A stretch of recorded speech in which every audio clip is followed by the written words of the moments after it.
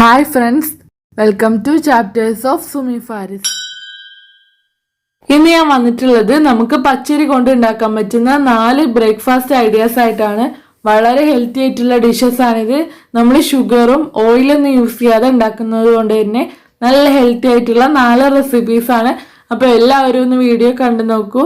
ഇതുവരെ എൻ്റെ channel subscribe ചെയ്യാത്ത ആരെങ്കിലും ഈ വീഡിയോ കാണുന്നുണ്ടെങ്കിൽ ദയവായിട്ടൊന്ന് സബ്സ്ക്രൈബ് ചെയ്യണേ. അപ്പോൾ നമുക്ക് വീഡിയോയിലേക്ക് പോവാം.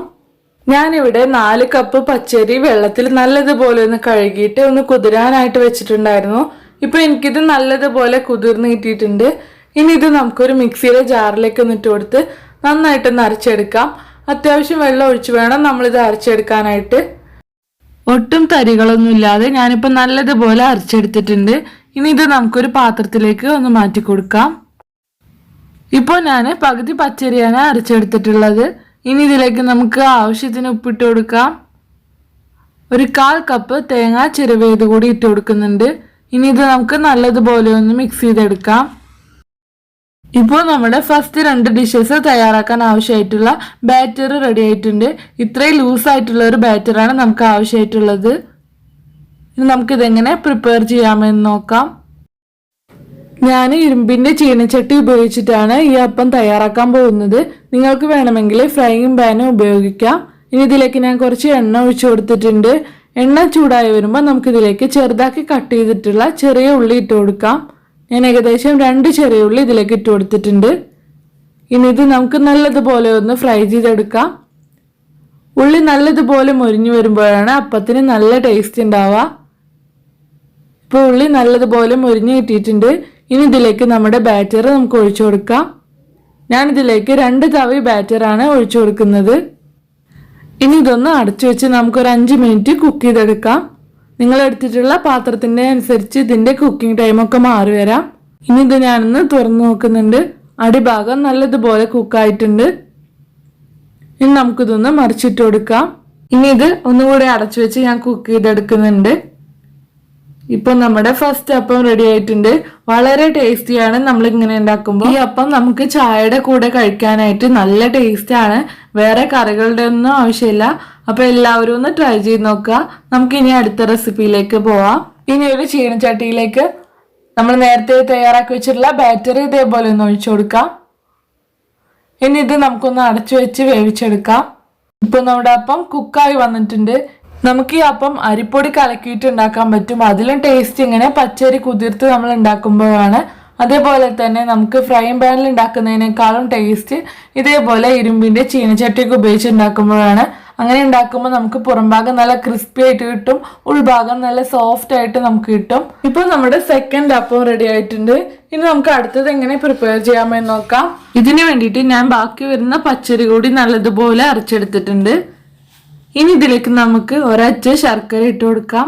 ഇനി ഇതിലേക്ക് കുറച്ച് തേങ്ങ ചിരവിയത് കൂടി ഞാൻ ഇട്ട് കൊടുക്കുന്നുണ്ട്. ഇനി ഇത് നമുക്കൊന്ന് ഫെർമെന്റ് ചെയ്യാനായിട്ട് വെക്കാം. ഇതിലേക്ക് ഞാനൊരു 1/4 ടീസ്പൂൺ ഉപ്പ് കൂടി ഇട്ട് കൊടുത്തിട്ടുണ്ടായിരുന്നു.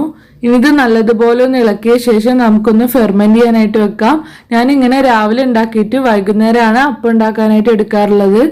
വൈകുന്നേരം ആകുമ്പോഴത്തേക്കും ഇതേപോലെ നന്നായിട്ട് നമുക്ക് ഫെർമെന്റ് ചെയ്ത് കിട്ടും. ഇനി ഇതിലേക്ക് ഞാനൊരു 2 ഏലക്ക ചതച്ചത് കൂടി ഇട്ട് കൊടുക്കുന്നുണ്ട്. ഇനി ഇത് നമുക്ക് നല്ലതുപോലെ മിക്സ് ചെയ്തെടുക്കാം. ഇനി ഇതൊന്ന് ചുട്ടെടുക്കാൻ വേണ്ടിയിട്ട് ഞാനൊരു ചീനച്ചട്ടിയിലേക്ക് 1 ടേബിൾ സ്പൂൺ നെയ്യ് ഒഴിച്ചു കൊടുക്കുന്നുണ്ട്. നെയ്യ് നല്ലതുപോലെ മെൽറ്റായി കഴിഞ്ഞാൽ നമുക്കിതിലേക്ക് നന്നായി കട്ട് ചെയ്ത് വെച്ചിട്ടുള്ള ചെറിയ ഉള്ളി ഇട്ട് കൊടുക്കാം. ഞാനൊരു 2 ചെറിയ ഉള്ളിയാണ് ഇതിലേക്ക് ഇട്ട് കൊടുക്കുന്നത്. ഇനി ഇതിലേക്ക് കുറച്ച് അണ്ടിപ്പരിപ്പ് ഞാൻ ഇട്ട് കൊടുക്കുന്നുണ്ട്. ഇതൊന്ന് ഫ്രൈ ആയി വരുമ്പോൾ നമുക്കിതിലേക്ക് മുന്തിരി കൂടി ഇട്ട് കൊടുക്കാം. ഇനി ഇതെല്ലാം നല്ലതുപോലെ നമുക്കൊന്ന് ഫ്രൈ ചെയ്തെടുക്കാം. ഇനി നമുക്കിതിലേക്ക് 2 തവി മാവാണ് ഒഴിച്ചു കൊടുക്കാൻ പോകുന്നത്. നമ്മളിത് ഒഴിച്ചു കഴിഞ്ഞാൽ അപ്പം തന്നെ നന്നായിട്ടൊന്ന് അടച്ചു വെക്കണം. ഒരു മീഡിയം ഫ്ലെയിമിൽ ഇട്ട് കൊടുത്ത് നമുക്കിത് കുക്ക് ചെയ്തെടുക്കാം. തീ അധികമായി കഴിഞ്ഞാൽ ഇത് പെട്ടെന്ന് തന്നെ അടിയിൽ കരിഞ്ഞു പിടിക്കും. നിങ്ങൾക്കിത് ഫ്രൈയിങ് പാൻ ഉപയോഗിച്ചിട്ട് കുക്ക് ചെയ്തെടുക്കാം. ഇപ്പോൾ ഇത് നന്നായിട്ട് കുക്കായി വന്നിട്ടുണ്ട്. ഇനി ഇതൊന്ന് നമുക്ക് മറിച്ചിട്ട് കൊടുക്കാം. അങ്ങനെ നമുക്ക് 2 സൈഡും നല്ലതുപോലെ ഒന്ന് കുക്ക് ചെയ്തെടുക്കാം. ഇപ്പോൾ നമ്മുടെ ടേസ്റ്റി ആയിട്ടുള്ള അപ്പം റെഡി ആയിട്ടുണ്ട്. എല്ലാവരും ഒന്ന് ട്രൈ ചെയ്ത് നോക്കുക. മധുരം ഇഷ്ടമുള്ള എല്ലാവർക്കും എന്തായാലും ഇത് ഇഷ്ടമാവും. നല്ല ഹെൽത്തി ആയിട്ടുള്ളൊരു ഡിഷാണ്. ഇനി നമുക്ക് അടുത്ത ഡിഷ് എങ്ങനെ പ്രിപ്പയർ ചെയ്യാമെന്ന് നോക്കാം. ഇനി അടുത്ത ഡിഷ് ഉണ്ടാക്കാനും ഞാൻ ഈ സെയിം ബാറ്റർ തന്നെയാണ് എടുക്കുന്നത്.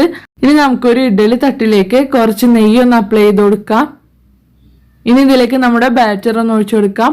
അത്യാവശ്യം ലൂസിൽ വേണം നമ്മൾ ഈ ബാറ്റർ ഒഴിച്ചു കൊടുക്കാൻ, ഇല്ലെങ്കിൽ നമുക്കിത് ബേക്കായി വരുമ്പോൾ ഇഡ്ഡലി പോലെ ഉണ്ടാവും. ഇനി ഇതിലേക്ക് കുറച്ച് അണ്ടിപ്പരിപ്പ് കൂടിയിട്ട് കൊടുക്കുന്നുണ്ട്. ഇനി നമുക്കൊന്ന് കുക്ക് ചെയ്തെടുക്കാം. ഹൈ ഫ്ലെയിമിൽ ഇട്ടിട്ടാണ് ഞാനിത് കുക്ക് ചെയ്തെടുക്കുന്നത്.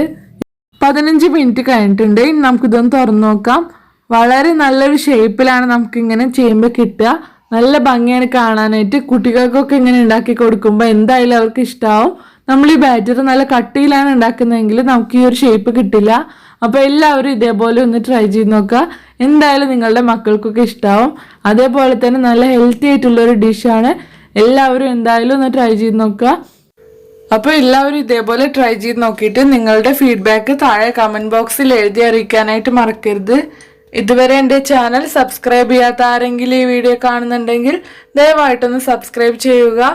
സബ്സ്ക്രൈബ് ചെയ്യുമ്പോൾ വരുന്ന ബെല്ലൈക്കണിൽ നിന്നും ഓൾ എന്ന ഓപ്ഷൻ സെലക്ട് ചെയ്താലുള്ളൂ ഞാനിടുന്ന വീഡിയോസിന്റെ നോട്ടിഫിക്കേഷൻ നിങ്ങൾക്ക് ലഭിക്കുള്ളൂ. നിങ്ങൾക്ക് ഈ വീഡിയോ ഇഷ്ടമായിട്ടുണ്ടെങ്കിൽ ലൈക്ക് ചെയ്യാനും നിങ്ങളുടെ ഫ്രണ്ട്സിനും ഫാമിലിക്കൊക്കെ ഷെയർ ചെയ്യാനും മറക്കരുത്. അപ്പോൾ ഇനി അടുത്തൊരു നല്ല റെസിപ്പി ആയിട്ട് വരുന്നവരേക്കും ബൈ. Thank you.